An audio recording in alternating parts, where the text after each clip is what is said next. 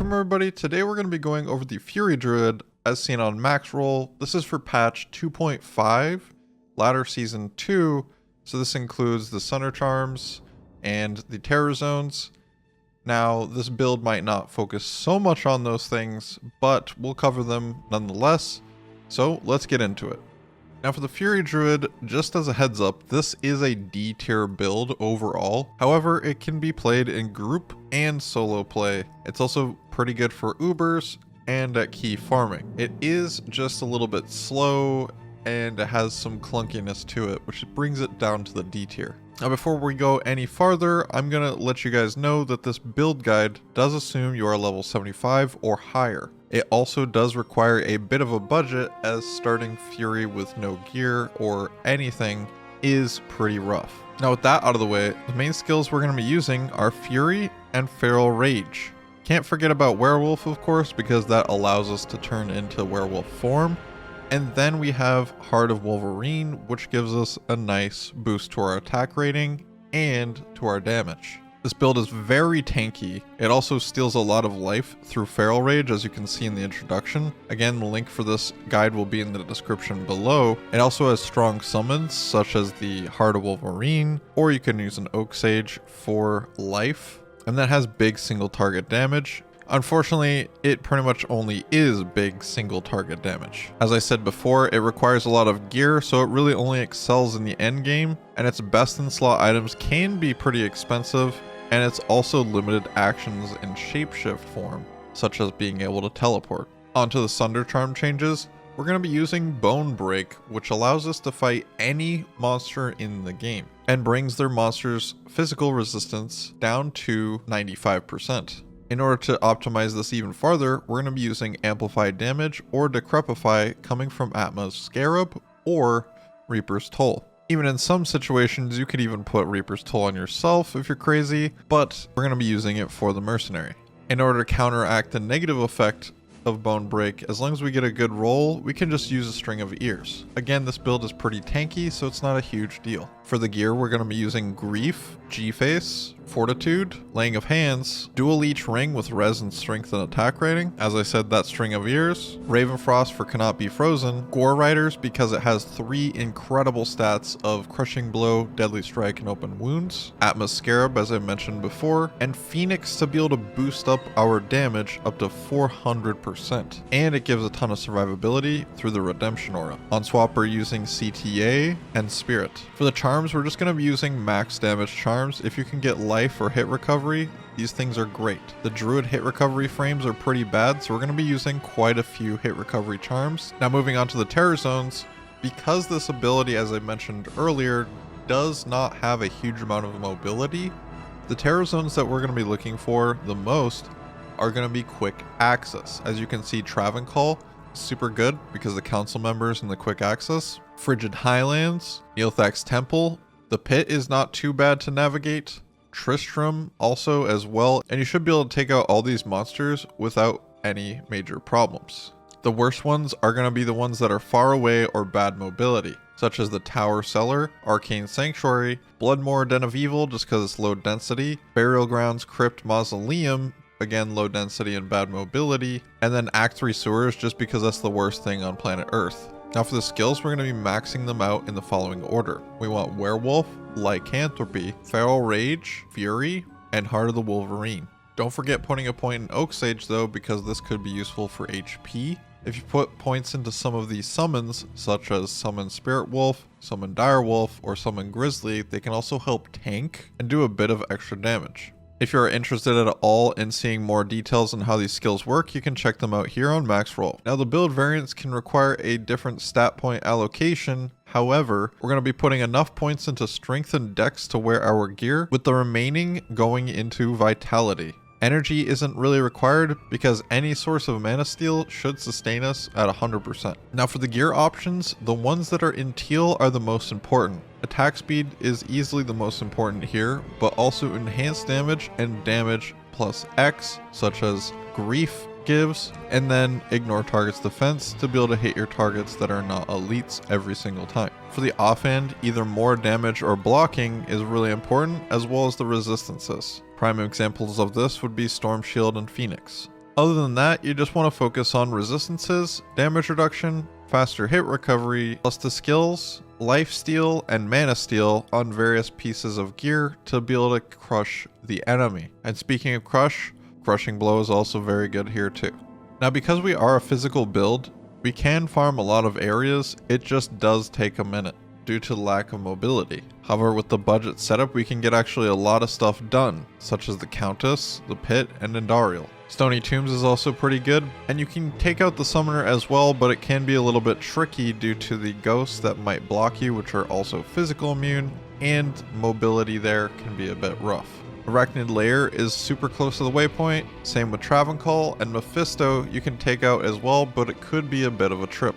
The City of the Damned is a great place to farm as well with good density and elite packs. You might want to bring Decrepify or Amp Damage though, because some of those guys can have high physical resistance. Same thing goes with the River of Flame and the Chaos Sanctuary. Diablo, because he's a single target, you can pretty much melt him. Eldritch the Rectifier and Shank the Overseer are great because you just go to that frigid waypoint and they're right nearby. Pindleskin as well can be really close, however you might need to have a little extra HP because he'll probably charge you and you'll probably hit you a few times. If you're not super tanky, you might just fall over. Neilthak is pretty good, it just might take you a minute to get down there. And then the World Stone and Beyond to Bale is also pretty good, it just can be a bit difficult to navigate at times depending on the map layouts. For the Mercenary, we're going to be using a Might Reaper's Toll.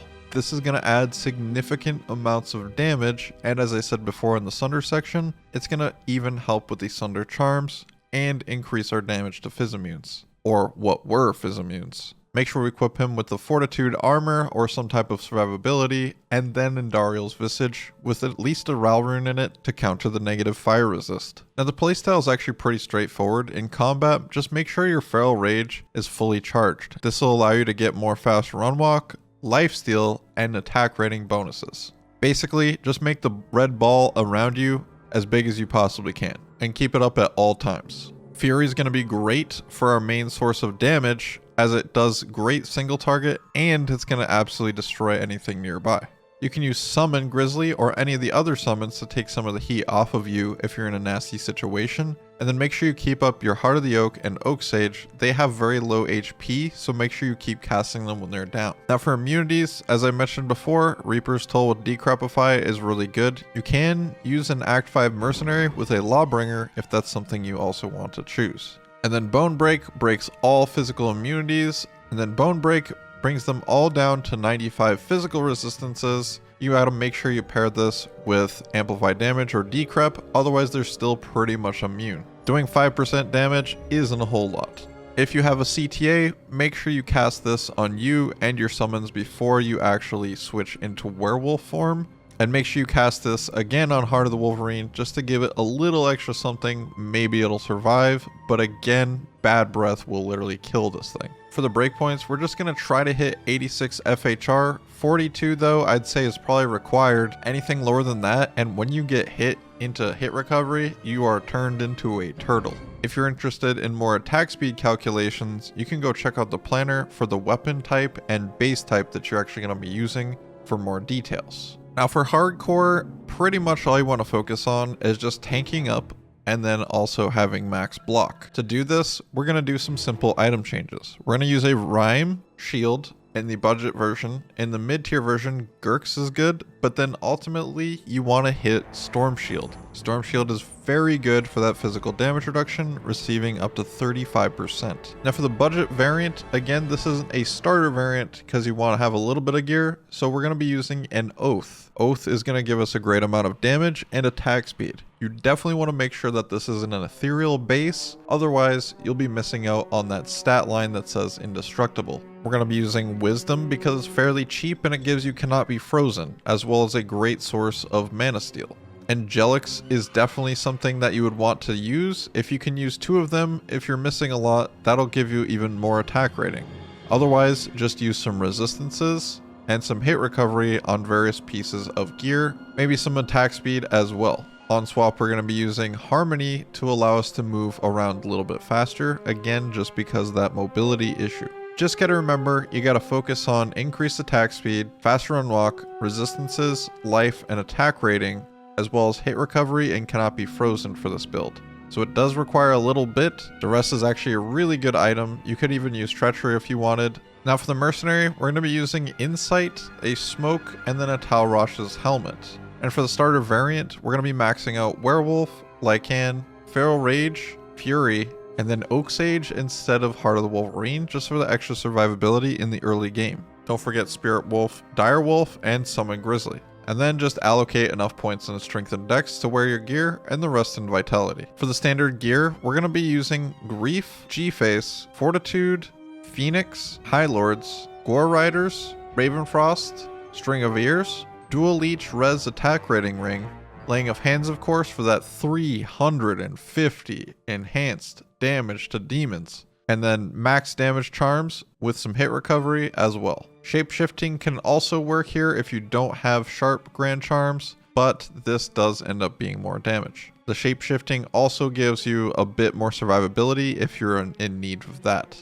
On swap, of course, we use CTA and Spirit. As we mentioned before, 42 and 86 are important. Damage is important, increase attack speed, life and mana steal so that way you can just keep holding left click. Resistances so you don't fall over, and then just wear a grief. And if you want to use a bone break, you can just swap it out for one of your charms. But again, you can go check out the Sunder charm section that we talked about earlier if you want to learn more about that. Just to give you another example, on the mercenary you could use Reaper's Toll, Treachery, and a G-face to allow more crushing blow procs from your mercenary, taking out bosses a bit easier. As I said, this build is really good at single target bossing, so it's pretty good to have your mercenary equipped for the same thing. On the Ubers variant, we can actually use a rib cracker that is upped to give us a bunch of crushing blow and attack speed as well as hit recovery. This thing actually is pretty good. It slaps pretty hard and it makes a great clunking sound when you're actually using it, which allows for the resistance, hit recovery, bonus attack rating, and skills. Treachery for that attack speed and fade proc, Angelics so you can actually hit something,